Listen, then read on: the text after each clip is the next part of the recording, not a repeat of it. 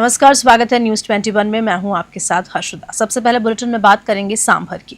सांभर झील को अतिक्रमण व अवैध बोरवेलों से मुक्त करवाने के लिए प्रशासन की तरफ से लगातार प्रयास जारी हैं। जयपुर जिले की सीमा क्षेत्र में एक बार फिर गुरुवार को कार्रवाई की गई। झील क्षेत्र में अवैध गतिविधियों के खिलाफ उपखंड अधिकारी सांभर अंजू वर्मा व सांभर तहसीलदार कृष्णा शर्मा के निर्देशन में नायब तहसीलदार गंगा विशन गुजराती के नेतृत्व में गांव कोरसीना की सीमा के पास नाका की ढाणी के पास राजस्व विभाग, पुलिस प्रशासन और सांभर सॉल्ट की संयुक्त टीम ने 4 घंटे की मैराथन करवाई और मौके पर 3 सबमर्सिबल पंप जब्त किए गए, जबकि 35 बोरवेल नष्ट किए गए। इस दौरान नावा के क्षेत्रीय विधायक एवं राज्य मंत्री विजय सिंह चौधरी एवं सैकड़ों की संख्या में नमक उद्यमियों ने मौके पर पहुंचकर प्रशासन पर दबाव बनाने और कार्रवाई को रोकने का प्रयास किया, लेकिन प्रशासन ने कार्रवाई जारी रखी और अवैध बोरवेल को नष्ट कर दिया। सांभर से ब्यूरो रिपोर्ट। राजस्थान विधानसभा अध्यक्ष वासुदेव देवनानी ने 16 मई को विधानसभा सचिवालय की नवनिर्वाचित अधिकारी परिषद को शपथ दिलाई। इस अवसर पर उन्होंने अधिकारियों से विधानसभा की गरिमा बनाए रखने और परिवार की भावना से कार्य करने का आग्रह किया। उन्होंने कहा कि जो भी काम सौंपा जाए उसे निष्ठा और ईमानदारी से पूरा करें। देवनानी ने स्पष्ट किया कि किसी भी अधिकारी या कर्मचारी को कोई समस्या हो तो वे सीधे उनसे मिल सकते हैं और उनकी समस्याओं के समाधान के लिए हर संभव प्रयास किया जाएगा। इस मौके पर विधानसभा के प्रमुख सचिव भारत भूषण शर्मा सहित अन्य अधिकारी भी उपस्थित रहे। जयपुर से ब्यूरो रिपोर्ट।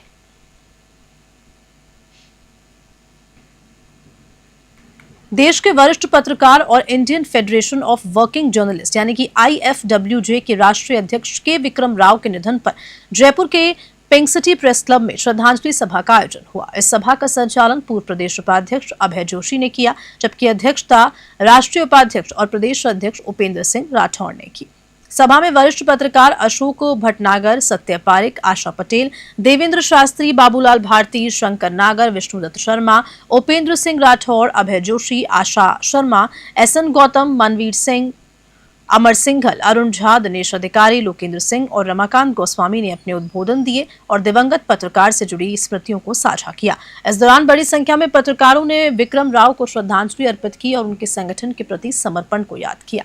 जयपुर से ब्यूरो रिपोर्ट।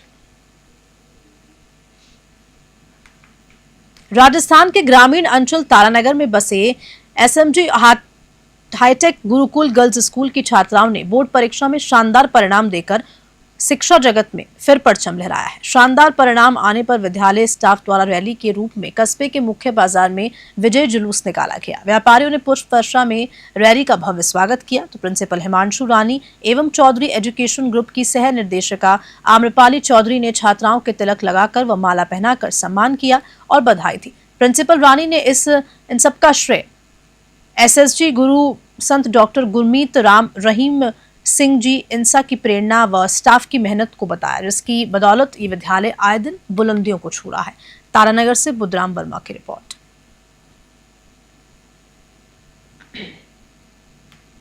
सिकंदरा के राजकीय ट्रॉमा अस्पताल में इन दिनों असामाजिक तत्वों का जमावड़ा बढ़ता जा रहा है। देर शाम अंधेरे का फायदा उठाकर बाहरी लोग अस्पताल परिसर में शराब पार्टियों का आयोजन कर रहे हैं, जिससे न सिर्फ अस्पताल की गरिमा को ठेस पहुंचती है बल्कि सुरक्षा पर भी बड़ा सवाल खड़ा हो गया है।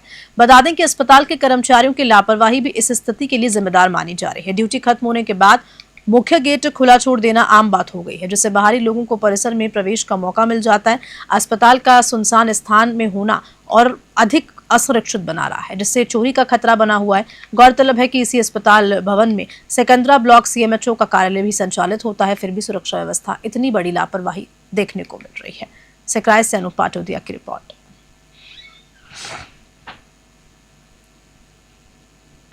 बांसवाड़ा से खबर है, जहां जिले के सज्जनगढ़ थाना क्षेत्र के डुगरी गांव में उस समय सनसनी फैल गई जब एक घर में मां और उसके 1.5 साल के बेटे का शव फंदे से लटका हुआ मिला। मृतका ममता अपने छोटे बेटे अविनाश के साथ अपने घर में संदिग्ध परिस्थिति में मृत पाई गई। जानकारी के अनुसार ममता 2 दिन पूर्व ही अपने पीहर से ससुराल लौटी थी। घटना की सूचना मिलते ही सज्जनगढ़ थाना पुलिस मौके पर पहुंची और परिजनों की मौजूदगी में दोनों शवों को नीचे उतरवाकर मोर्चरी में भिजवाया। फिलहाल मामले की जांच जारी है। बांसवाड़ा से प्रमोद कलाल की रिपोर्ट।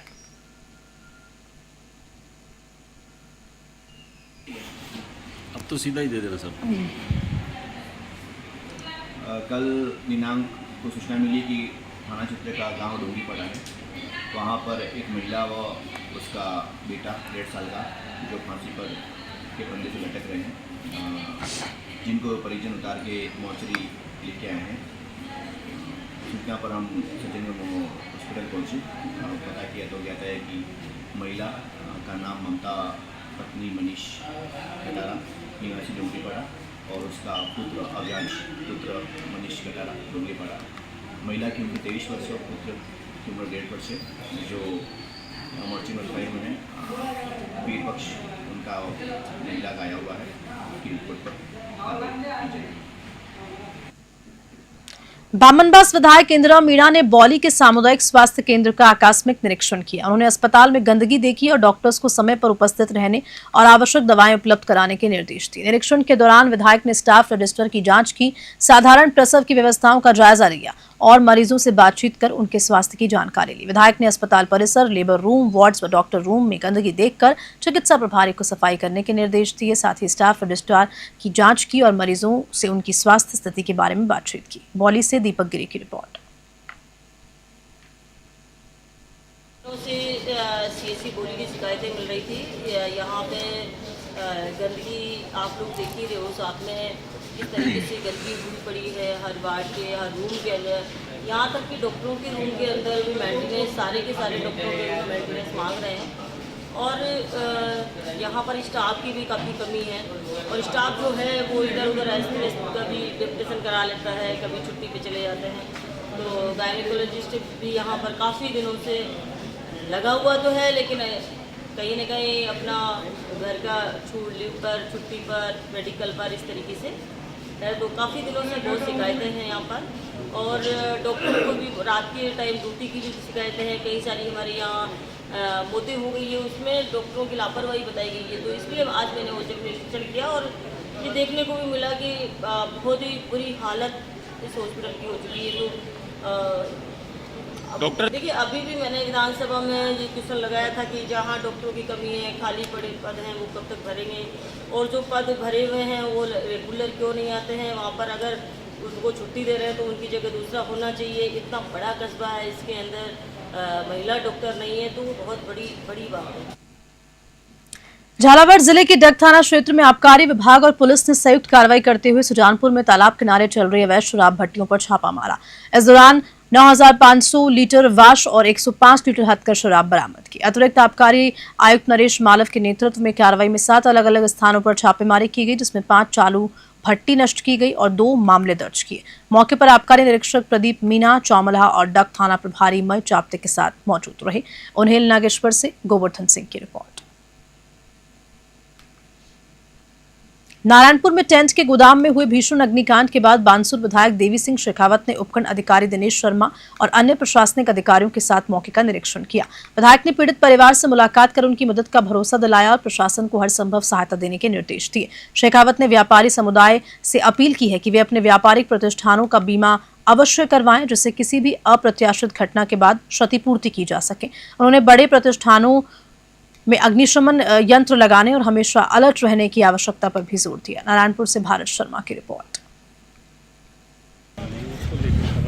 आज नारायणपुर में जो कल रात आगजनी हुई और इसमें हमारे टेंट व्यवसायी राजू भाई को बहुत ही भारी नुकसान हुआ। इनकी जो निजी दुकान थी, उस निजी दुकान के अंदर इनका सारा ही सामान अभी भरा हुआ था और पता नहीं अज्ञात कारणों से इसमें आग लगी है। तो इसके भी हम पुलिस प्रशासन को कहकर जांच करवाएंगे कि कोई अपराधी तत्वों का तो ये काम नहीं है, क्योंकि यहाँ ऐसा बताया जा रहा है यहाँ बिजली कनेक्शन भी नहीं है और लाइट फिटिंग भी नहीं है, तो शॉर्ट सर्किट का तो कोई काम नहीं है। तो अब ये आग आई कहाँ से, ये भी एक विचार का विषय है।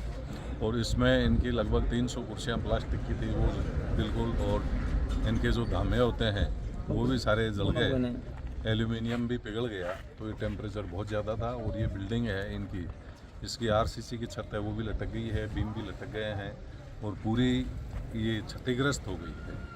कानूनी दायरे में अभी मेरे साथ प्रशासनिक इकाई में SDM साहब मेरे साथ यहाँ उपस्थित हैं और मैंने निर्देशित किया है कि कानून दायरे में जो भी ज़्यादा से ज़्यादा मदद हो हम उनकी कर सकें। और साथ ही मैं यहाँ सभी यहाँ व्यापारी भाई है और सभी को मैं जानता हूँ कि कुछ ही लोगों को छोड़कर ज़्यादातर व्यापारी ओवर ट्रेड करते हैं। बसपा की ऐतिहासिक बड़ी बावड़ी जो दशहरे पर तोपों की सलामी और रावण दहन का साक्षी रही है, आज उपेक्षा का शिकार हो चुकी है। स्थानीय लोगों का कहना है कि दशकों से इस बावड़ी की मरम्मत नहीं हुई है, जबकि बसपा की अन्य बावड़ियों की स्थिति सुधार दी गई थी। बड़ी बावड़ी न केवल स्थानीय संस्कृति का महत्वपूर्ण हिस्सा है, बल्कि क्षेत्र के लोगों की यादों से भी इसका जुड़ाव है। दशहरे के समय यहाँ तोपों की सलामी से रावण दहन का आयोजन होता है, जो अब इतिहास के पन्नों में खोता जा रहा है। स्थानीय निवासियों ने कई बार प्रशासन को इस बावड़ी की मरम्मत और पुनर्निर्माण के लिए ज्ञापन सौंपे, लेकिन अब तक कोई ठोस कार्रवाई नहीं हुई। लोग मानते हैं कि या तो ये प्रशासन की अनदेखी है या फिर राजनीतिक दबाव के चलते इस ऐतिहासिक धरोहर की अनदेखी हो रही है।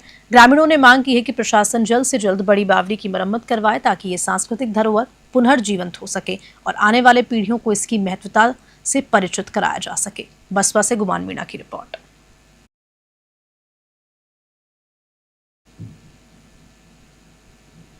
और इसी खबर के साथ बुलेटिन में इतना ही। नमस्कार।